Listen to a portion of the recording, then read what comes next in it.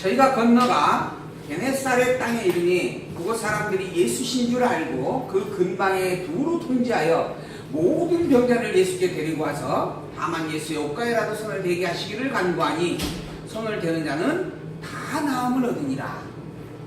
마태가 지금 이걸 이렇게 본문에 기록을 했어요. 무슨 의도와 목적으로 이걸 기록을 했겠는가라고 하는 거예요. 내용을 보면 그런 내용입니다. 많은 사람들이 예수신 줄 알고는 여기저기 다 소문을 낸 거예요. 편지를 보내고 막 방송을 하고 해가지고 병자들을 다 끌어모은 겁니다. 그래서 예수님은 옷이라도 만져보고 말려고. 그런데 실제로 예수의 옷가에라도 대기만 하면 손을 대는 자는 다 나음을 얻었어요. 무엇을 이야기하고 싶은 거예요? 예수님이 정말 그 모든 어떤 병이든 그 병을 치료하는 능력을 가지고 계시다라고 하는 것을 보여주기 위해서 그걸 말하고 싶어서 이걸 기록한 거예요. 예수님은 하나님께서 보낸 하나님의 아들 그리스도가 틀림없다라고 하는 거예요. 이걸 지금 이야기를 하려고 하는 거예요. 바꿔 말하면 모든 병자가 다 나은 이 일은 오직 예수님에게만 있을 일이에요. 예수님 외에 다른 어떤 사람이 이처럼 모든 병자를 다 낫는 능력을 행한다라고 한다면 그럼 어떻게 돼요? 그는 그리스도가 분명한 거죠. 근데 그런 일이 없어요. 그러면서 그러한 것처럼 하는 거예요. 그래서 우리는 적그리스도다 이야기하는 거예요. 거짓된 자다. 모든 병이 다 낫는 게 아니고 덜어는 낫고 덜어는 안 낫고 이런 일을 행하면서 내가 모든 병을 다 고쳤다 이렇게 말하는 거예요. 이거 거짓말하는 거죠. 거짓된 자, 그걸 적그리스도라고 이야기하는 겁니다. 오직 이 일을 이런 일이 일어난 자는 예수님밖에 없어요. 그리스도밖에 없어요. 그리고 이 일을 실제로 행한 자는 예수님뿐이에요. 고로 예수님만이 그리스도인 것이 너무 분명한 겁니다. 예수님 외에는 이런 일을 행할 자가 또한 행한 자가 아무도 없어요. 고로 오직 예수님만이 그리스도인 우리가 다시 하고 분명하게 이쪽에 빼버리면 돼. 그래도 앞으로도 빼요. 껐네. 15장입니다. 15장 또 본문 넘어가 볼까요? 여기 보면 얼른 이해를 하면 당연히 그날로 그럴 것 같은데 사실 며칠 걸렸을 거예요. 여기 지금 소문냈다니까. 그러겠죠. 지금 현재 그곳에 지금 게네사렛 땅에 좀 이르러서 그곳에 머무르고 있는 거예요. 머무르고 있는 상황에서 그게 한번만에 또 일어난 일일 수도 있어요. 뭐 주변 사람들한테 다 소문내갖고 이렇게 또 모아지는 부분들이 뭐 지금 다들 지금 병자들은 그 병 낫기를 원하고 있는 부분들이 있기 때문에 갈급함 속에서 아마 또 일어날 수 있는 일인데 그러나 여러 달이 걸렸는지 하루가 걸렸는지는 아무도 모르죠. 보면 그 기록된 내용이 없으니까. 중요한 것은 여러 날인지 하루인지가 중요한 게 아니고 손을 대는 자는 모두가 다 나왔다. 이게 중요한 겁니다. 이게 이 본문의 핵심적 내용인 거죠. 자, 15장 1절.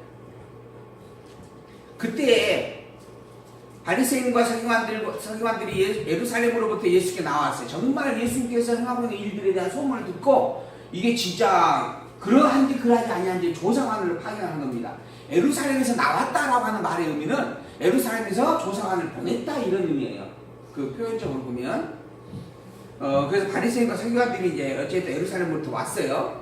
그러고 난 다음에 예수님을 이제 감시를 하는 겁니다. 그 중에 이제 어떤 사람이 당신의 제자들이 어째 장로들의 유전을 범하나이까 떡 먹을 때 손을 씻지 아니하나이다 이거로 책망을 하는 거예요. 지금 예수님께서 지금 천국 복음의 말씀을 이야기하고 있는 거예요. 그리고 천국 복음된 내가 그리스도임을 지금 직접적으로 보여주고 있는 거예요. 막 죽은 자들 살아나고 지금 병자들이 다 낫고 있는 거예요. 그런데 이런 상황에서 뒷컷한다는 말이 그러니까 참 비교가 안 되는 이야기죠. 당신의 제자들이 어찌 장로들의 유전을 즉 손 씻는 것을 왜 잊어먹느냐 하는 겁니다. 제가 얼마 전인가 손 안 씻고 뭘 먹으려다가 혼났어요. 우리 권사님이 손 씻고 쓰라 그래요. 혼났어. 기억이 나는데. 근데 장로들의 유전을 이야기합니다. 그것도 지금 어마어마한 지금 혈액이 일어나고 있는 사건 속에서 참 그래서 이제 대답을 합니다. 예수님께서 너희는 어찌하여 너희의 유전으로 하나님의 계명을 범하느냐라고 하는 거죠. 자, 장로의 유전입니다. 장로의 유전. 근데 이걸 또 예수님께서는 너희의 유전을 부르죠. 너희의 유전. 그리고 뭐라고 하냐면 하나님의 계명이다 그렇게 이야기합니다. 하나님의 계명. 또 하나님의 말씀. 이렇게 이제 이야기를 하는 거예요. 이게 지금 두 가지가 정확하게 나누어져 있는 그런 부분들입니다. 너희의 유전으로 하나님의 계명을 범하느냐. 하나님이 이르셨으되 내 부모를 공경하라 하시고 내 아비나 어미를 해방하는 자는 반드시 죽으리라 하셨거늘 너희는 가로되 누구든지 아비에게나 어미에게 말하기를 내가 드려 유익하게 할 것이 하나님께 드림이 되었다 하기만 하면 지금 장로의 유전이 뭐냐면 손을 씻지 않는 것이에요. 왜 손을 씻지 않고 밥을 먹느냐 먹을 것을 먹느냐라고 하는 거 있습니다. 또 하나는 부모를 공경하는 일에 쓰여지는 그것을 가지고 하나님에게 드렸다라고 하면 부모를 공경하지 않아도 된다라고 하는 또 유전이 있었어요. 그러니까 부모보다 누가 더 중요해요? 하나님이 더 중요한 거죠. 그러니까 부모를 공경하는 일보다 하나님을 먼저 공경하라 이렇게 가르쳤겠죠. 그럼 어떻게 하는 것이 하나님을 먼저 공경하는 일입니까? 라고 물으니까 이제 형식으로 만들어주는 겁니다. 하나의 규범으로 만들어주는 거예요. 가지고 있는 재산 부모에게 주기 전에 부모에게 혹시 못 줬을지라도 그거 재산을 하나님께 바쳐오고 난 다음에 내가 하나님께 바쳤다라고 이야기하면 그러면 부모를 섬기지 아니한 그 하나님의 말씀을 어긴 것이 되지 않는다 이런 식이에요. 그렇게 이제 조항을 만들어 주는 겁니다. 그러니까 그 조항을 따라서 이제 이야기하는 거예요. 백성들이 배워가지고 부모를 공경할 것이 없다. 내가 하나님께 드림이 되었다고 하지만 하면 그 부모를 공경할 것이 없다라고 이야기하는 거예요. 이것이 바로 하나님의 말씀인 것처럼 보여지지만 하나님의 말씀이 아니라 장로가 추가하여 자기의 생각을 가미해서 만들어낸 하나의 장로의 유전이고 사람의 규범이었다라고 이야기를 하는 겁니다. 하나님의 말씀이 있어요. 우리가 성경이라고 하나님의 말씀이 있습니다. 그리고 성경에 이제 기록되어지는 말씀을 근거로 해서 주 예수를 믿으라. 그러면 너가 내 집에 구원 얻으리라. 예를 들어서 이 말씀이 있어요. 그러면 주 예수를 믿는 것이 무엇인가? 어떻게 하면 주 예수를 믿는 것인가? 뭐 이런 부분들에 대한 세세한 조항들이 생기죠. 그러한 조항들을 우리는 교리다 이렇게 이야기합니다. 근데 교리가 성경인 것처럼 표현되어지는 일들이 참 많습니다. 그리고 그렇게 생각을 해요. 우리 목사님께서 이것을 이렇게 해야 된다고 가르쳤는데 이거 곧 하나님의 말씀이지 않느냐라고 생각을 하는 겁니다. 근데 사실 하나님의 말씀은 이렇게 해라라고 하는 부분이 없어요. 그냥 주 예수를 믿으라라고 하는 말씀만 있는 거예요. 주 예수를 믿으라라고 하는 말씀에 방법적인 내용들을 인간이 가미해 두는 것이죠. 근데 이러한 장로의 유전들은 신앙생활을 더 돈독하게 만들어주는 역할에 도움이 될 수도 있어요. 한국교회가 이렇게 발전하게 된 이유가 새벽기도 때문이라고 이야기를 합니다. 그리고 세계적으로 사실 수요예배도 없었어요. 근데 한국교회가 새벽기도를 시작을 했고 수요 모임을 시작을 해요. 수요 모임은 이제 원래 또 외국에서도 있었다라고 하는 부분도 있는데 새벽기도는 한국에서 처음 시작이 됐대요. 그 금요 철학 기도도 한국에서 처음 시작이 돼가지고 한인교인들이 가가지고 이제 그쪽에 퍼뜨린 겁니다. 유럽이나 미국이나 이런 쪽으로. 근데 이 새벽기도나 이러한 모임들이 한국교회가 이렇게 번성하게 되어지는 아주 중요한 역할을 한 것이라는 틀림이 없죠. 그러나 새벽기도 자체가 하나님께서 주신 말씀이 아니에요. 새벽기도를 해라라고 하는 말씀이 성경 어디에도 없습니다. 근데 새벽기도를 안 하면 교회가 아닌 것이 되어버려요. 금요철학 기도를 안 하는 교회는 이단이나 이상한 교회처럼 취급이 되어져요. 이게 하나의 한국교회의 모습들이 되어졌죠. 근데 이제 세월이 지나다 보니까 요즘은 새벽기도를 거의 안 해요. 교회들이 새벽기도 한 교회가 거의 100이면 100에서 한 두세 군데 10%는 안 될 겁니다. 지금은 심지어 수요 예배도 안 하는 교회들이 많이 늘어났어요. 왜 그럴까요? 아무 하지니까 그러는 거예요. 그리고 워낙 바쁘게 살면서 지금 세상이 수상해가지고 그래서 모임이 일단 안 되는 겁니다. 그러니까 안 하는 거예요. 그렇게 할 이유와 의미들이 퇴색이 되어져 가는 거죠. 근데 바꾸어 어쨌든 그런 것들을 규범으로 만들어 놓고 그런 것들을 해야만 교회인 것처럼 그런 것들을 하는 것이 하나님을 더 잘 섬기는 것처럼 한국교회 교단이 사실 정말 어마어마하게 많습니다. 이 앞전에 우리 정기대 집사님이 밤에 전화 왔어요. 그래가지고 우리가 속한 교단이 정확하게 어디입니까? 하고 물으시더라고. 그래서 제가 우리요? 우리 개혁측인데요? 하고 말했어요. 그런데 혹시나 하고 내가 또 한번 이제 잘못 말했을까 해서 우리 이제 노예 찬조를 내가 찾아가지고 노예 찬조 앞부분 그 정략사를 봤어요. 그랬더니 우리가 처음으로 시작된 데가 국제개혁이었어요. 우리가 통합 측에서 시작을 해가지고 국제개혁으로 가가지고 국제개혁에서 합동과 통합이 합쳐지는 과정에서 개혁으로 들어가가지고 그러고 난 다음에 개혁과 또 이번 뭐 통합인가가 또 어디 합쳐졌어요. 그래갖고는 뭐 합동개혁으로 갔다가 그러고 난 다음에 이번에 또 그게 갈라졌어요. 그래가지고 우리가 원래 개혁이었으니까 개혁이라고 가자 해가지고 현재는 우리의 명칭이 개혁이더라고요. 그게 연역사에 그렇게 되어져 있어요. 보니까.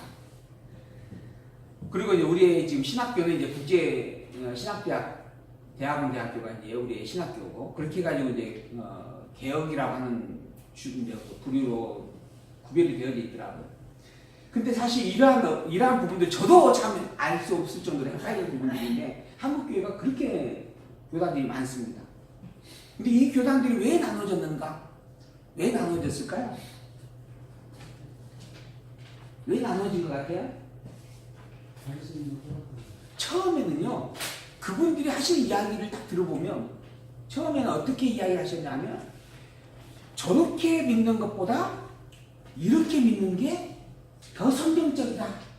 그리고 이렇게 믿는 그 일이 하나님을 더 잘 믿는 일이다. 이렇게 해서 나눠져요. 고신측과 합동측이 나눠지는 부분도, 고신측과 합동측이 나눠지는 부분도 신사참배를 했느냐 안 했느냐 가지고 나눠지는 거거든요. 신사참배를 안 하고 신앙을 지키는 그것이 더 옳은 것이다. 하나님께서 그것도 어쩔 수 없이 자기 하신 일이다. 이런 부분이에요.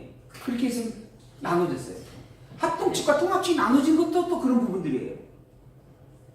이런 부분 속에서 이렇게 믿는 게 더 잘 믿는 것이다 라는 명분을 가지고 나눠진 겁니다. 근데 사실 그 안에는 다 정치적인 해결문의가 담겨져 있어요. 그리고 그게 사실 성경적이지 못해요. 성경에 그렇게 그게 더 합당하다라고 하는 부분의 근거를 그러한 부분의 말씀을 성경이 명시하고 있는 게 없어요. 그냥 오직 성경은 대명제를 이야기하고 있는 부분이고 거기에 자기들의 사상과 자기들의 주장을 가미해서 만들어지는 교리적 부분의 차원인 것이지 성경의 말씀이 아니에요.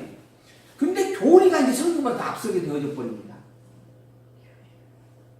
이게 한국교회의 가장 큰 아픔이고 그래서 제가 이 시간에 이야기 드렸죠.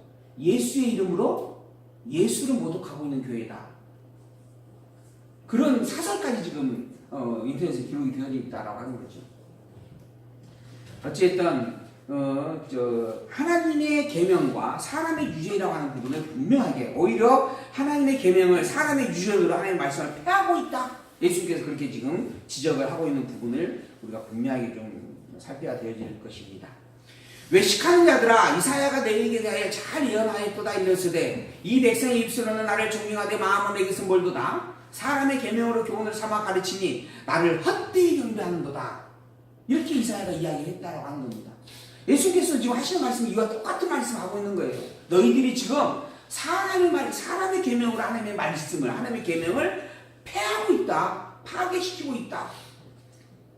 이사야도 하는 말, 사람의 계명으로 교훈을 삼아 가르치니 하나님을 곧 헛되이 경배하는 일이다. 라고 하는 겁니다. 우리가 하나님을 하나님을 믿느냐 믿지 않느냐 또는 교회에 다니느냐 다니지 않느냐라고 하는 부분을 이야기를 하면서 많은 사람들이 나는 기독교인이다 라고 이야기를 합니다. 근데 정작 그러한 기독교인들을 모아놓고 보면 얼마나 다른지 아마 여러분들이 좀 살펴볼 부분들이 있을 거예요. 어제도 어떤 목사님하고 제가 그제 금요일 날 통화를 했는데 그분께서 하신 이야기가 할 수만 있으면 안 가고 싶은데 할 수만 있으면 이 말씀을 더 깊게 연구하고 우리의 이 언약 선지자의 말씀을 더 많이 공부할 시간을 내고 싶은데 어쩔 수 없어서 선교 활동을 하고 있는 선교 단체에 속한 목사님이신데 어쩔 수가 없어서 그 모임에 지금 가 있다. 그래서 지금 거기에 매여 가지고 좀 지금 이렇게 저하고 이렇게 전화 통화하기가 좀 어렵다 이러면서 이야기하시더라고요. 그리고 끝나고 난 다음에 전화가 왔어요. 정말 안 가고 싶은데 정말 이곳에 오면 정말 허망하기 그지없다는 생각을 수없이 하는데 그럼에도 불구하고 어쩔 수 없어서 이 자리에 있다라고 하는 것이 참 안타깝다. 그만큼 그 모여있는 선교사들이죠. 선교사 목사님들이에요. 근데 너무 대화가 안 된다라고 하는 겁니다. 그렇게 믿고 아는 일이 참으로 다르다라고 하는 것이죠. 이미 예수님께서도 하신 말씀 이사야 선지자가 또 예언해 준 말씀이 이루어지고 있는 일들이다라고 하는 겁니다.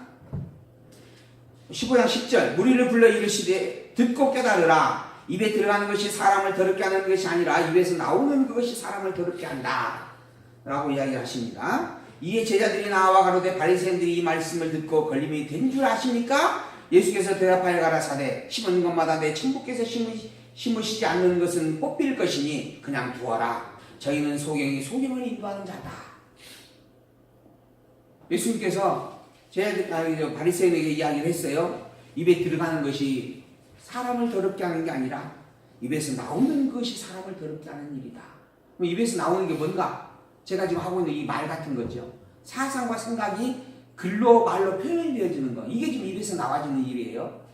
이게 사람을 사실은 범죄케 하는 일이지. 즉 범죄라고 하는 것은 참된 것을 알지 못하고 거짓된 것을 참으로 알아가는 일이에요. 이게 범죄입니다. 하나님을 하나님으로 알지 못하고 거짓된 존재를 하나님으로 연민해서 하는 거예요. 이게 범죄입니다. 그러한 것들을 만들어내는 가르침이 악한 것이고 더러운 것이다. 입으로 들어가는 그것이 더러운 게 아니다 라고 이야기를 하고 있는 겁니다. 그러자 그것으로 말미암아 바리새인과 서기관들에게 걸림돌이 되어졌다라고 하는 거죠. 그래서 제자들이 이야기합니다. 그 말 한마디가 그들에게 상처가 되어진 줄 아십니까? 그래 예수님께서 이야기하시는 거예요. 내 천부께서 심지 않은 것은 다 뽑히게 되어져 있다. 그러니 내버려 둬라. 저희는 소경을 인도하는 그러한 자들과 같다. 곧 그들은 앞도 못 보면서 자기 앞도 못 보면서 자기조차 바른 것을 알지 못하고 있으면서 그걸 가르친다라고 열심히 이렇게 이야기하고 있는 그런 무리일 뿐이다 라고 이야기를 하고 있는 그런 내용입니다. 사실 이것도 제가 많이 묵상을 하고 생각하는 그런 내용입니다. 혹여 저 또한 소경으로서 소경을 인도하고 있는 일들은 아닐까. 그래서 제가 정말 열심히 더 성경을 많이 읽고 또 많이 찾아보려고 애를 써요. 그리고 바르지 않게 하려고 바르지 않는 것을 분별해내고 다른 것을 찾기 위하여서 정말 몸부림치고 애를 쓰죠. 어쨌든 소경을 인도하는 그런 미련하고 어리석은 일들을 자처하면서도 그것이 어리석다라고 하는 것을 알지 못하고 살아가는 그러한 일만큼 아쉬운 거죠. 미련한 일이 없지 않을까라는 생각을 또 해보게 되어집니다. 베드로가 대답하여 가로되 이 비유를 우리에게 설명하여 주십시오 라고 이야기했어요. 예수께서 가라사대 너희도 아직 깨닫지 못하느냐 깨달음이 없느냐 하시면서 입으로 들어가는 모든 것은 배로 들어가서 뒤로 내어버려진다. 입으로 들어가는 먹는 것은 그냥 먹고 다 소화가 된다는 이야기죠. 그러나 입에서 나와지는 것들, 즉 마음에서 나와지는 것들인데 이것이야말로 사람을 더럽게 한다. 마음에서 나오는 것, 악한 생각, 살인, 간음, 음란, 도적질, 거짓 증거, 회방 이러한 것들이 사람을 더럽게 하는 것이요 씻지 않고 아는 손으로 먹은 그것은 사실 사람을 더럽게 하는 것이 아니다 라고 분명하게 그런 의미의 이야기다라고 또한 가르쳐 주기까지 하고 있습니다. 그러니까 사람이 손을 씻지 않고 먹었다. 이것으로서 진리를 변개하고 오염시키는 일은 없습니다. 그저 손을 씻지 않아서 좀 더럽게 내가 먹었다라고 하는 부분이고 그래서 배탈이 날 수도 있는 거죠. 그러나 그것으로 사람이 생명을 좌지우지시키는 진리의 문제를 가름할 수는 없죠. 그것과 상관이 없는 일입니다. 정작 진리의 문제를 가름하게 하는 것은 속에서 나와지는 일들입니다. 그 가지고 있는 생각과 사상 그것이 참되면 참을 말하게 되어져 있고 거짓되면 거짓을 말하게 되어져 있습니다. 그리고 모두가 다 자기가 말하는 것이 참이다라고 주장하며 살아갑니다. 그래서 듣는 여러분들이 분별을 해야 됩니다. 이게 참된 말인지 거짓된 말인지. 그 근거는 그 사람의 입에서 나온 말이 아닙니다. 그 사람의 입에서 나와지는 그 말들이 하나님의 뜻에 합당한가 합당하지 않는가로 살펴보는 거죠. 그러면 분명하게 해결이 되어질 겁니다. 제가 여러분들이 드리는 이 이야기들도 과연 이것이 하나님의 말씀에 합당한가 합당하지 아니한가 여러분들이 충분히 헤아려 볼 수 있는 일입니다. 왜? 이미 여러분들은 다 성경을 가지고 있는 분들이기 때문에 가능한 일인 것이죠. 그래서 제가 항상 제 이야기를 제 이야기로만 듣지 말고 또 성경을 읽고 살펴서 그것에 합당한지를 살펴주십사. 그리고 혹시 궁금한 것이나 다른 부분이 있으면 이야기를 해주십사 라고 늘 부탁을 드리는 거예요.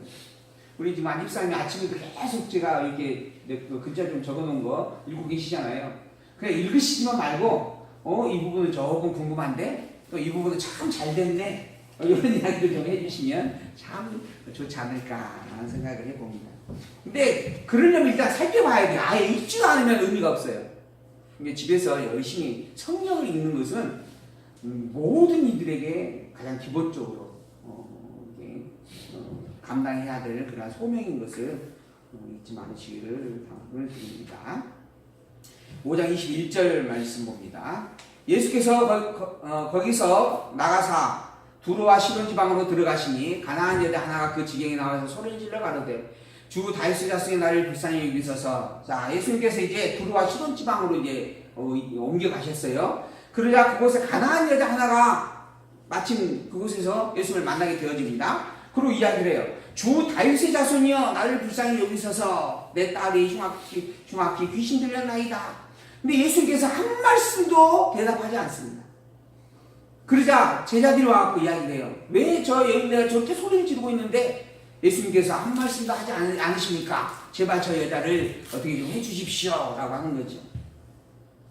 그러자 예수님께서 이야기합니다. 나는 이스라엘 집에 잃어버린 양이 외에는 다른 데로 보내심을 받지 아니하였노라. 여기서 편가르기가 나옵니다. 편가르기. 이스라엘 족속 외에는 이스라엘 백성들 외에는 내가 다른 곳으로 보냄을 받지 않았다. 누가 하신 말씀이에요? 예수님께서 하신 말씀이에요. 그러니까 예수님은 누구를 대상으로 오셨어요? 이 세상에? 먼저 유대인들 이스라엘 백성들 대상으로 오신 분이에요. 그래서 이제 이야기하는 겁니다. 저 여자는 이스라엘 유대인이 아니고 누구다? 가나안 여자다. 이방인이다 라고 하는 거예요. 자, 그러자 이제 이 이야기를 듣고 여자가 이야기합니다. 예수께 절하여 가로되 주여 저를 도와주소서.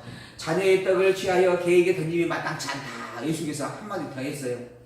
이건 굉장히 뼈아픈 이야기입니다. 그리고 속된 말하면 욕과 같은 이야기예요. 너 필요 없다는 이야기거든요. 자녀의 떡을 취하여 개에게, 지금 그 여인을 개로 비유해서 하시는 이야기니까요. 마땅치 않다. 여자가 이야기하죠. 주여 얼소이다 많은 개들도 제 주인의 상에서 떨어지는 부스러기를 못납니다.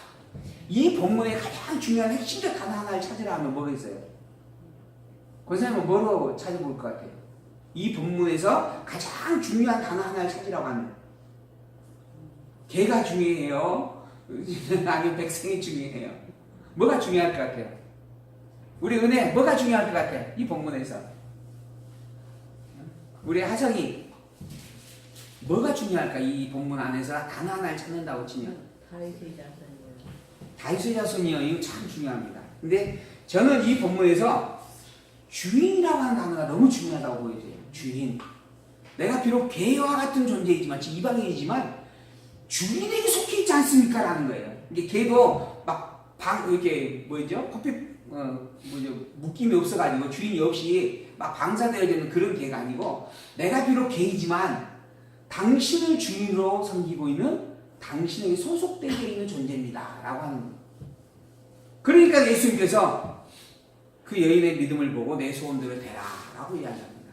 그래서 저는 이 본문에서 가장 핵심적 단어 하나를 찾으라 그러면 주인이라고 하는 단어 하나를 저는 찾아보고 싶어요. 주인. 비록 내가 개일지라도 내가 당신에게 속해져 있는 개입니다 라고 하는 거예요. 그게 이방인의 구원입니다. 그러니까 하나님이 당신 백성을 구원하러 오셨어요. 예수님께서 이제 오셨죠. 백성을 구원하기 위해서. 이 백성의 구원받은 자가 누구냐 하면 예수님을 주인으로 섬기는 자예요. 이 백성들 안에는 기본적으로 유대인이에요. 근데 거기에 이방인도 포함이 되어 있습니다.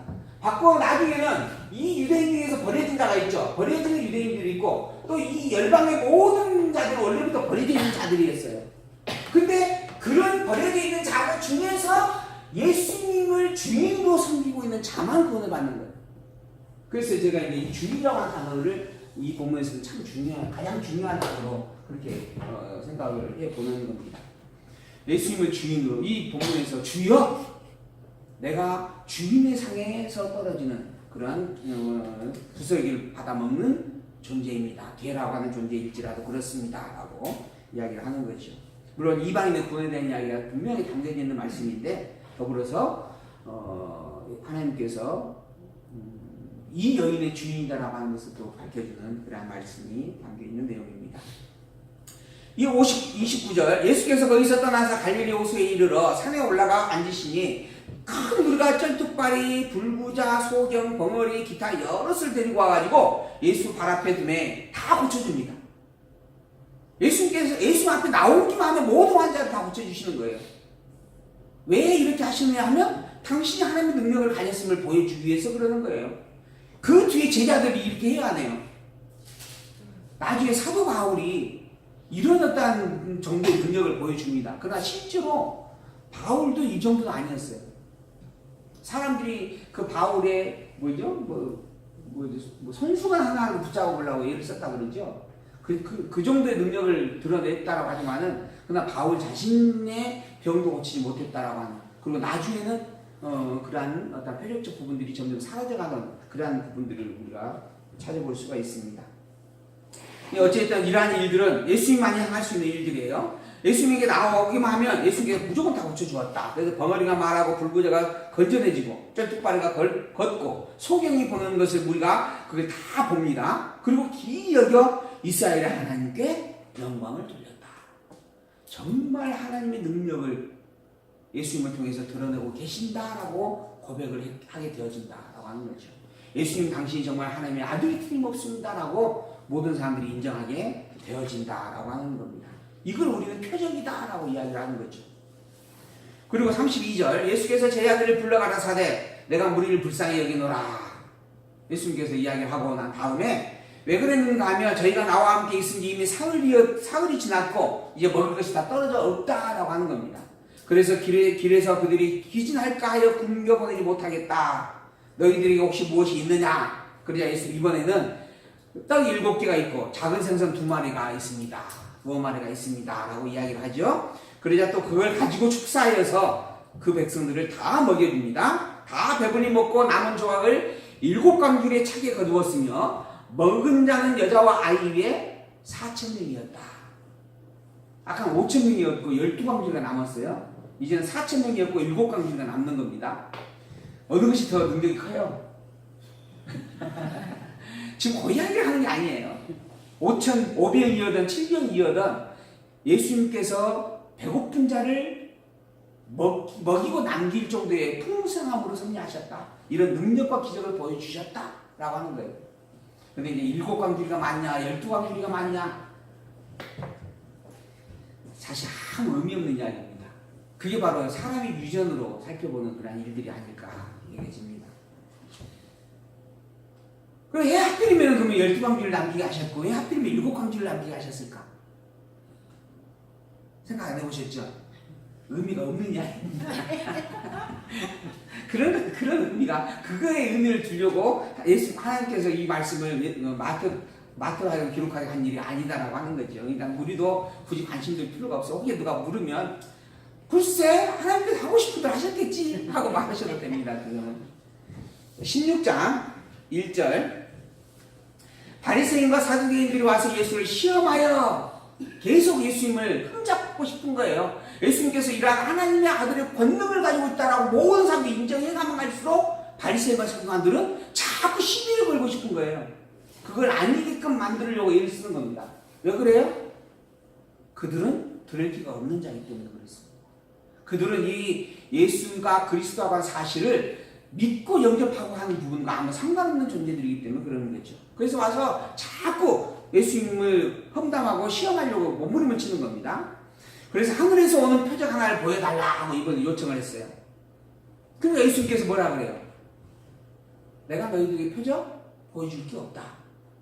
너희들에게 보여줄 표적이 있다고 한다면 뭐밖에 없다? 요나의 표적밖에 없다. 이 요나의 표적은 무슨 이야기예요? 요나가 하나님의 말씀을 들었어요. 너 니네로 가서 이 니네성을 심판하겠다는 하나님의 말씀을 전해라 그랬어요.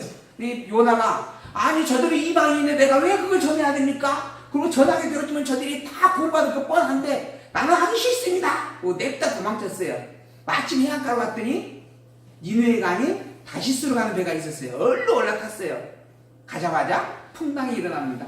그래서 모든 배가 다 뒤집어질 상황에서 결국은 제비뽑기를 해가지고 바다에 풍덩 던져집니다. 그때 이야기하죠. 대체 너희 하나님이 누구길래 이런 일이 일어나느냐? 선주가 묻습니다. 그자 요한 뭐죠? 누구예요? 요나가 이야기합니다. 우리 하나님은 모든 만물을 창조하신 하나님이십니다. 우리 하나님은 모든 만물을 다스리시는 절대 전능자 주권자이십니다. 그 하나님이 이스라엘을 선민으로 부르셨고 이스라엘 나라의 여호와로서 당신을 증거하셨습니다. 그런데 그런 하나님이 나로 하여금 저기 가라 그래서 내가 도망가다가 이런 일이 생긴 겁니다. 그러니 나를 죽여야만 끝날 겁니다. 바다에 던지십시오. 그래가지고 바다에 던짐을 받았어요. 고기가 낼다 삼켜가지고 3일 동안 그 속에 있다가 결국은 육지의 토함을 받고 그리고 이제 살아나게 되어지는 그러한 이야기입니다. 이것도 있을 수 없는 일인데 그런 일이 실제로 있었다라고 하는 거예요. 근데 이 일밖에 내가 너희에게 보여줄 일이 없다 하는 거예요. 근데 요나는 이미 500년, 600년, 500년인가요? 600년인가요? 이미 그 이전에 죽었어요. 없어졌어. 니느웨가 망할 때니까 700년경이네요. 700년경. 압수로 니느웨니까. 그러니까 700년 전에 그러한 일들이 있었던 거예요. 그리고 요나는 죽어 없어요. 근데 보일 것이 요나의 표적밖에 없다는 거예요. 무슨 말이에요? 내가 요나처럼 십자가에 매달려 죽었다가 3일 만에 다시 살아나는 그것을 너희들이 보게 된다. 그러니까 그러한 일이 있을 때까지 너희들은 나를 영접할 수도 믿을 수도 없는 자들이다. 너희들은 기필코 나를 죽여서 십자가에 매달아 죽이게 될 것이다. 이런 이야기예요. 그래서 그리고 난 다음에 예수님께서 그냥 이들을 떠나버렸다 라고 말씀합니다. 제자들이 건너편으로 갈새 떡 가져오기를 잊어버렸었어요. 그러자 예수께서 이를 마침 한마디 합니다. 삼가 바리새인과 사두개인들의 누룩을 주의하라. 그때 제자들이 먼저 뭐가 생각났어요? 아, 우리가 떡을 안 가져왔는데 예수님께서 떡이 먹고 싶어하고 떡 이야기를 하시나 보다. 누룩이니까. 근데 사실 이 이야기는 무슨 이야기예요? 네 믿음이 적은 자들아 어찌 떡이 없으므로 너희가 서로 의논하느냐? 너희가 아직도 깨닫지 못하느냐? 떡 5개로 5,000명을 먹이고 죽은 것이 몇 바구니고 떡 7개로 4,000